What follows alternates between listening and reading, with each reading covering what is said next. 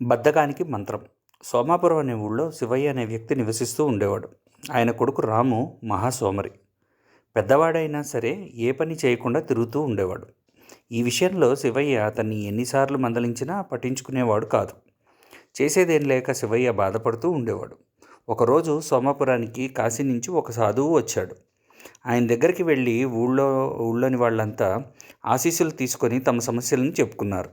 వాళ్ళలో శివయ్య ఏమీ మాట్లాడకపోయినా దిగులుగా ఉండటం గమనించిన సాధువు దగ్గరికి పిలిచి విషయం కనుక్కున్నాడు.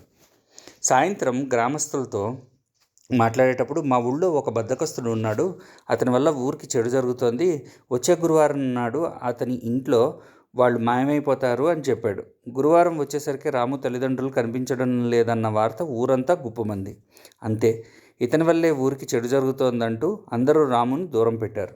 ఇంట్లో వాళ్ళు లేకపోవడంతో అన్నం కోసం కూడా అతను బాగా ఇబ్బంది పడాల్సి వచ్చింది. ఈ పరిస్థితిని భరించలేక రాము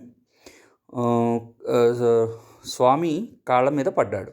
తన నేరం చేయకపోయినా తనే నేరం చేయకపోయినా అందరూ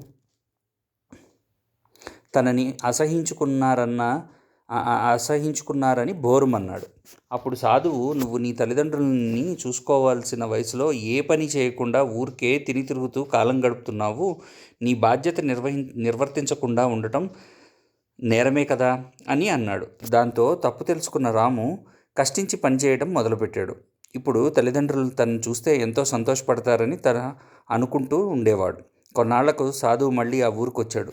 అందరితో మాట్లాడుతూ బద్ధకస్తుడు మారిపోవటం వల్ల అతని ఇంట్లో వాళ్ళు తిరిగి వస్తారు అని చెప్పాడు. మర్నాడే రాము తల్లిదండ్రులు ఊళ్ళో అడుగుపెట్టారు. అంతా స్వామి మహిమ అని ఊళ్ళో వాళ్లకు చెప్పిన రాము తల్లిదండ్రులు తమ కొడుకుని మార్చినందుకు స్వామికి మరీ కృతజ్ఞతలు తెలుపుకున్నారు.